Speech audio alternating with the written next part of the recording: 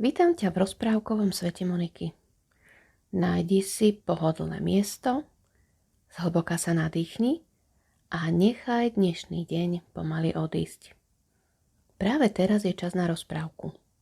Príbeh, ktorý sa neponáhľa, ktorý sa počúva s otvoreným srdcom a ktorý ti dovolí predstaviť si vlastný rozprávkový svet. Ak si dieťa, alebo už dávno dospelý, rozprávky patria každému, kto chce na chvíľu spomaliť. Tak sa pohodlne usaď a poďme spolu do dnešného príbehu. Na okraji malej dedinky, tam, kde sa posledné domy opierali o les a les sa ticho skláňal k domom, stál nenápadný domček. V zime ho vždy prikryl sneh tak mäkko, že vyzeral, ako by patril do rozprávky, ktorá sa ešte len chystá začať. Komín z neho dymil pomaly a rovnomerne. V oknách sa večer rozlievalo teplé svetlo a keď sa niekto započúval, mohol počuť tiché praskanie dreva v peci. V tom domčeku bývali dvaja súrodenci. Staršia sestra Eliška a mladší brat Matej. Eliška mala pokojné oči a pohybovala sa tak, ako by mala vždy dosť času. Vedela počúvať, vedela čakať a vedela stáť blízko, keď to niekto potreboval. Matej bol iný. Bol rýchly, zvedavý a jeho smiech bol jasný ako zvonček. Keď sa rozosmial, zdalo sa, že aj sneh pod nohami je o niečo mäkší. Keď napadol prvý sneh, dedinka sa prebudila do ticha, ktorá vie priniesť len zima. Zvuky boli tlmené, vzduch čistý a studený a každý dých sa menil na malý obláčik. Deti vybiehali von ešte skôr, než si poriadne zapli kabáty. Sánky šušťali po snehu, gule lietali vzduchom a smiech sa niesol až k lesu. Za dedinou bol kopec. Nie príliš vysoký, ale taký, že z neho bolo vidno celé okolie. Okolo rástli vysoké smreky, ich konáre sa pod váhou snehu mierne skláňali, ako by sa pozerali na deti a strážili ich. Eliška vždy sadla na sánky prvá. Matej si sadol za ňu. Pevne ju objal a čakal. Drž sa, povedala za každým. A Matej sa držal nielen rukami, ale aj srdcom.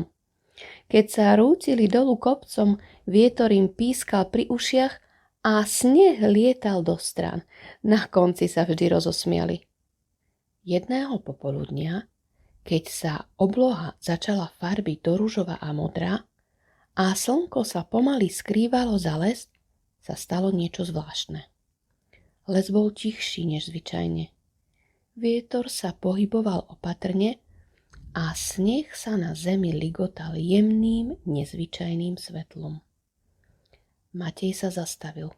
Eliška, pozri! Medzi stromami sa objavilo slabé svetielko. Nie ostré, nie jasné, skôr jemné, ako by tam vždy patrilo. Vidíš ho? Spýtal sa potichu. Eliška prikývla. Cítila pokoj, ale aj zvláštnu zodpovednosť. Svetielko nezmizlo. Na druhý deň tam bolo znova. A ďalší deň ich viedlo o kúsok ďalej do lesa. Deti cítili zvedavosť. Nie strach. Skôr pocit, že ich niečo volá. Keď sa rozhodli ísť za svetlom, Eliška sa zastavila.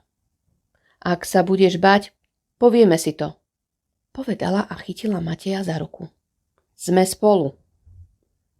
Les ich prijal ticho. Sneh pod nohami jemne vrzgal, vzduch bol studený, čistý a voňal ihličím. Stromy stáli pokojne, ako by vedeli, prečo deti prišli. Svetlo ich doviedlo k starej jaskyni, o ktorej sa v dedine hovorilo len potichu. Vchod bol obklopený ľadom a snehom, no zvnútra sálalo teplo. Keď vošli dnu, svet sa zmenil. Steny jaskyne sa jemne leskli, ako by boli utkané zo snehu a hviezd.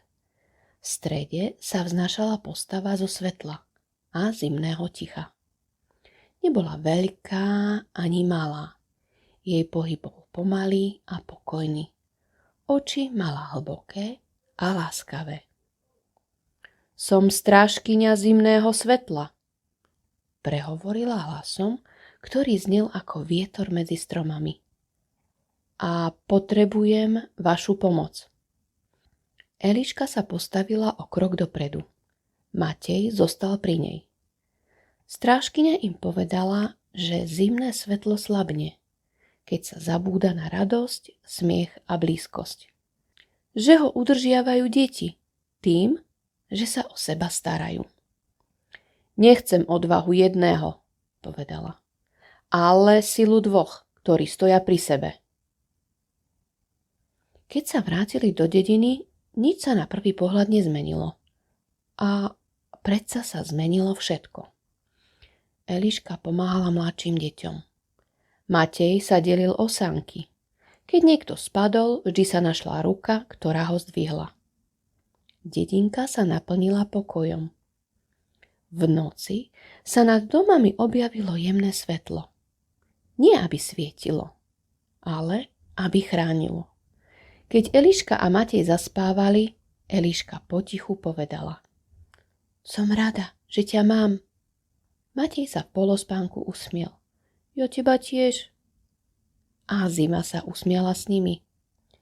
Les stál ticho. Dedinka spala. A zimné svetlo zostalo. A tu sa náš príbeh pomaly končí. Možno už cítiš, ako sa svet stíšil a myšlienky sa uložili k odpočinku. Rozprávky tu budú vždy. Keď si budeš chcieť oddychnúť, zavrieť oči a nechať fantáziu kráčať vlastným tempom. Ďakujem, že si dnes počúval, že si bol súčasťou tohto príbehu a že si našiel čas na ticho a pokoj.